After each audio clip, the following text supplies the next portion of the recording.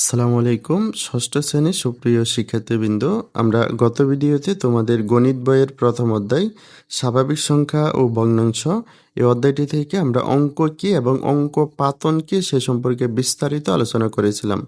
আজকের ক্লাসে আমরা দেশীয় সংখ্যা পঠন রীতি এবং আন্তর্জাতিক গণনা পদ্ধতি সম্পর্কে জানব। প্রথমে আমরা দেশীয় সংখ্যা পঠন রীতি সম্পর্কে জানব। আমাদের দেশীয় পদ্ধতিতে যে কোনো সংখ্যা পড়ার ক্ষেত্রে আমাদের সেই সংখ্যাটি সর্বডানে যে অঙ্কটি থাকবে সে অঙ্কটিকে বলা হয় একক।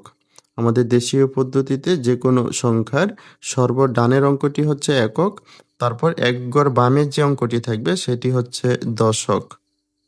দশক, তারপরে হচ্ছে শতক, তারপর হাজার,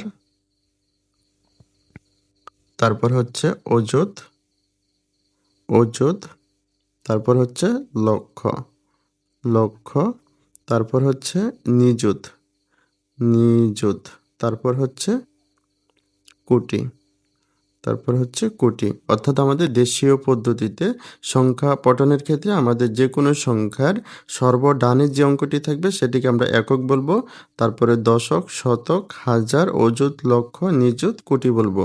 আর এক্ষেত্রে আমাদের একক এবং দশকের ঘরে যে দুইটি অঙ্ক থাকবে আমাদেরকে এই দুইটি অঙ্ককে একসাথে মিলিয়ে পড়তে হবে।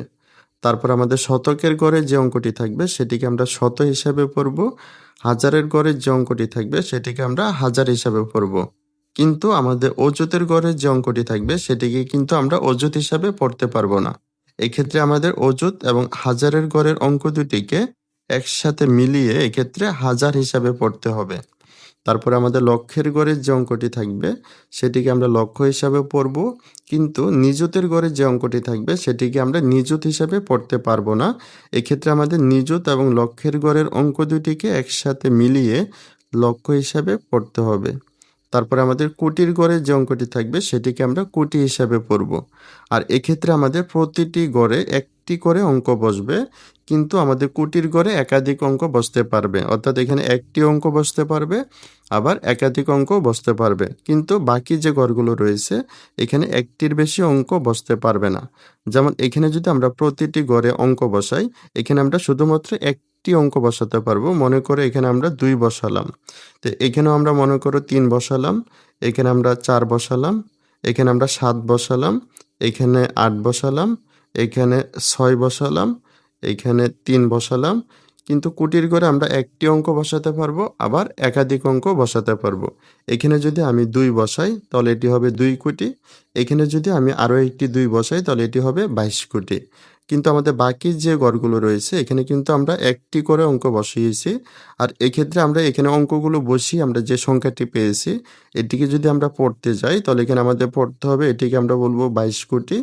তারপর 3কে আমরা 3 নিযুত বলতে পারবো না। এক্ষেত্রে আমরা নিযুত এবং লক্ষের ঘরের অঙ্ক দুটিকে একসাথে মিলিয়ে আমরা একসাথে লক্ষ করব। তো এক্ষেত্রে আমাদের নিযুত এবং লক্ষের ঘরের অঙ্ক দুটিকে যদি আমরা একসাথে বলি তাহলে এটি হচ্ছে আমাদের 36 লক্ষ।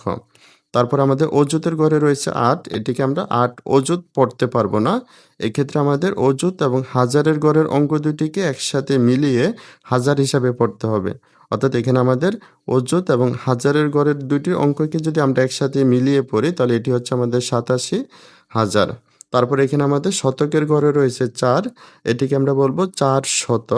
তারপর আমাদের একক এবং দশকের ঘরের দুইটি অঙ্ককে যদি আমরা একসাথে মিলিয়ে পড়ি তাহলে এটি হচ্ছে আমাদের 32। অর্থাৎ আমরা এটিকে বলতে পারি 22 কোটি 36 লক্ষ 87,432।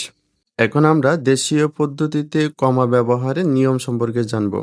আমাদের দেশীয় পদ্ধতিতে কমা ব্যবহারের ক্ষেত্রে আমাদের প্রথমেই প্রথম 3 অঙ্ক পরে একটি কমা ব্যবহার করতে হবে, তারপর প্রতি 2 অঙ্ক পর পর কমা ব্যবহার করতে হবে। আমরা এখানে যে সংখ্যাটি লিখেছি আমরা যদি এই সংখ্যাটিতে কমা ব্যবহার করি তাহলে আমাদের প্রথমে এই সংখ্যাটিতে যে অঙ্কগুলো রয়েছে আমরা প্রথমে এই অঙ্কগুলো লিখে নিতে পারি। আমাদের প্রথমে রয়েছে 22, তারপর 3, 6, 8, 7, 4, 3, 2। এখন আমরা এই সংখ্যাটিতে কমা ব্যবহারের ক্ষেত্রে আমাদের প্রথমে প্রথম 3 অঙ্ক পরে আমরা একটি কমা ব্যবহার করব। তারপর প্রতি 2 অঙ্ক পর পর কমা ব্যবহার করব। এখানে আমরা 2 অঙ্ক পরে একটি কমা ব্যবহার করলাম, তারপরে পুনরায় 2 অঙ্ক পরে একটি কমা ব্যবহার করলাম। আর আমাদের দেশীয় পদ্ধতিতে কমা ব্যবহারের ক্ষেত্রে আমরা প্রথম যে কমাটি ব্যবহার করেছি এটির মানে হচ্ছে হাজার। প্রথম কমা দ্বারা বোঝায় হাজার। দ্বিতীয় যে কমাটি ব্যবহার করেছি এটি দ্বারা বোঝায় লক্ষ। দ্বিতীয় কমার মানে হচ্ছে লক্ষ। আর তৃতীয় যে কমাটি থাকবে এটি হচ্ছে কোটি। তৃতীয় কমার দ্বারা কোটি বোঝাই। অর্থাৎ আমরা এই সংখ্যাটিকে যদি দেশীয় পদ্ধতিতে পড়ি তাহলে এটিকে আমরা পড়ব 22,36,87,432। একইভাবে মনে করো আমরা অন্য একটি সংখ্যাকে দেশীয় পদ্ধতি ব্যবহার করে পড়ব। তাহলে আমরা প্রথমে একটি সংখ্যা লিখে নিচ্ছি। মনে করো আমি একটি সংখ্যা লিখলাম 2, 3, 4, 5, 7, 6, 4, 1, 3। এই সংখ্যাটিকে যদি আমরা দেশীয় পদ্ধতি ব্যবহার করে পড়ি তাহলে আমাদের প্রথমে প্রথম 3 অঙ্ক পরে একটি কমা ব্যবহার করতে হবে। তারপর 2 অঙ্ক পরে একটি কমা ব্যবহার করতে হবে। তারপর পুনরায় 2 অঙ্ক পরে একটি কমা ব্যবহার করতে হবে। আর আমাদের প্রথম যে কমাটি রয়েছে এটি দ্বারা আমরা হাজার বুঝি, দ্বিতীয় কমাটি দ্বারা আমরা লক্ষ বুঝি, আর তৃতীয় কমাটি দ্বারা আমরা কোটি বুঝি। অর্থাৎ এখানে আমাদের যে সংখ্যাটি রয়েছে এটি হচ্ছে আমাদের 23,45,76,413। আশা করি তোমরা দেশীয় সংখ্যা পঠন রীতিতে যে কোনো সংখ্যা তোমরা পড়তে পারবে। এখন আমরা আন্তর্জাতিক গণনা পদ্ধতি সম্পর্কে জানব। আমাদের আন্তর্জাতিক গণনা পদ্ধতিতে আমাদের যে কোনো সংখ্যার সর্বডানে যে অঙ্কটি থাকবে সে অঙ্কটিকে দেশীয় পদ্ধতি নিয়ে একক বলতে হবে। যে কোনো সংখ্যার সর্বডানের অঙ্কটি হচ্ছে আমাদের একক। তারপর আমাদের এক গড় বামে যে অঙ্কটি থাকবে সেটি হচ্ছে আমাদের দশক। দশক, তারপরে হবে আমাদের শতক, তারপর হাজার, তারপর হচ্ছে আমাদের হাজার। অর্থাৎ এখানে আমাদের একক, দশক, শতক, হাজার আমাদের এই 4টি দেশীয় পদ্ধতির সাথে মিল রয়েছে। তারপরে রয়েছে আমাদের মিলিয়ন। মিলিয়ন, তারপর হচ্ছে বিলিয়ন। Million, billion. আর এখানে আমাদের আন্তর্জাতিক গণনা পদ্ধতিতে আমাদের একক, দশক এবং শতকের গড়ে একটি করে অঙ্ক বসাতে হবে। অর্থাৎ এখানে আমাদের প্রতিটি গড়ে একটির বেশি অঙ্ক বসানো যাবে না। কিন্তু হাজার এবং মিলিয়নের প্রতিটি গড়ে আমাদের 3টি করে অঙ্ক বসাতে হবে। এখানে 3টির কম বা বেশি অঙ্ক বসানো যাবে না। কিন্তু বিলিয়নের গড়ে আমাদের 3টির বেশি বা কম যে কোনো সংখ্যক অঙ্ক বসানো যাবে। এখন যদি আমরা যে কোনো একটি সংখ্যাকে এখানে লিখি, আমাদের এককের ঘরে যদি আমরা অঙ্ক বসাই, এখানে আমরা একটির বেশি অঙ্ক বসাতে পারবো না। এখানে মনে করো আমি 2 বসালাম, দশকের ঘরে বসালাম 7, শতকের ঘরে আমি একটি অঙ্ক বসাবো, এখানে বসালাম 5। কিন্তু এখানে আমাদের হাজারের ঘরে 3টির কম বা বেশি অঙ্ক বসানো যাবে না। মনে করো আমি লিখবো 52,000, তো এখানে আমাদের 52,000 লেখার জন্য আমাদের অঙ্ক হচ্ছে 2টি, কিন্তু আমাদের শর্ত হচ্ছে হাজারের ঘরে 3টি অঙ্ক বসাতে হবে। তো সেক্ষেত্রে আমাকে কি করতে হবে, আমাদের বাম পাশে একটি শূন্য দিতে হবে। আমরা বাম পাশে একটি শূন্য দিলে এখানে আমাদের 3টি অঙ্ক হচ্ছে। তারপরে একইভাবে আমাদের মিলিয়নের গড়ে আমাদের 3টি অঙ্ক বসাতে হবে। এখানে মনে করো আমি লিখব 152 মিলিয়ন, তো এখানে আমি লিখলাম 1, 5, 2। আর বিলিয়নের গড়ে আমরা যে কোনো সংখ্যক অঙ্ক বসাতে পারবো। এখানে যদি আমি 1 মিলিয়ন লিখি তাহলে এখানে আমরা 1 লিখব। আর যদি এখানে আমরা 12 মিলিয়ন লিখি তাহলে এখানে আমরা 12 লিখব। এখন এখানে আমরা যে সংখ্যাটি লিখেছি আমরা এই সংখ্যাটিতে যদি কমা ব্যবহার করি, আমাদের আন্তর্জাতিক গণনা পদ্ধতিতে কমা ব্যবহারের নিয়ম হচ্ছে প্রতি 3 ঘর পর পর কমা ব্যবহার করতে হবে। অর্থাৎ এখানে আমরা প্রথম 3 সংখ্যা পরে একটি কমা ব্যবহার করব, তারপর আবারও 3 সংখ্যা পর কমা ব্যবহার করব। এভাবে প্রতি 3 ঘর পর পর আমরা কমা ব্যবহার করব। তো এখানে আমরা যে সংখ্যাটি লিখেছি এই সংখ্যাটির অঙ্কগুলো যদি আমরা এখানে লিখি, আমাদের প্রথমে রয়েছে 1, 2, 1, 5, 2, 0, 5, 2, তারপরে 5, 7, 2। এখন যদি এখানে আমরা কমা ব্যবহার করি তাহলে এখানে আমাদের প্রথম 3 সংখ্যা পরে একটি কমা ব্যবহার করতে হবে, তারপর আবারও 3 সংখ্যা পরে একটি কমা ব্যবহার করতে হবে, তারপর আবারও 3 সংখ্যা পরে একটি কমা ব্যবহার করতে হবে। আর এখানে আমাদের প্রথম যে কমাটি রয়েছে এটি দ্বারা হাজার বোঝাই। অর্থাৎ এখানে যদি আমরা প্রথম কমা পাই তাহলে সেটিকে আমরা হাজার পড়ব।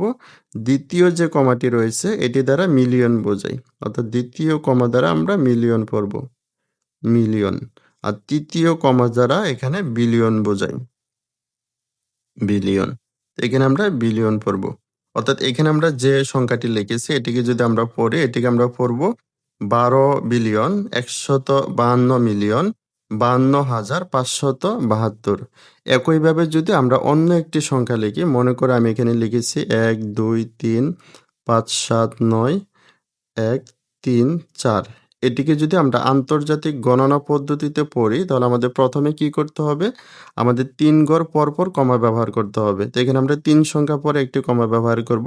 তারপরে আবারও 3 সংখ্যা পরে একটি কমা ব্যবহার করব। এরপরে 3 সংখ্যা পরে যেহেতু আমাদের কোনো অঙ্ক নাই, এখানে আমরা কমা ব্যবহার করব না। তো এই ক্ষেত্রে এটিকে যদি আমরা পড়ি, আমরা প্রথম যে কমাটি রয়েছে, এটি দ্বারা হাজার বোঝাই, দ্বিতীয় কমা দ্বারা এখানে মিলিয়ন বোঝাই।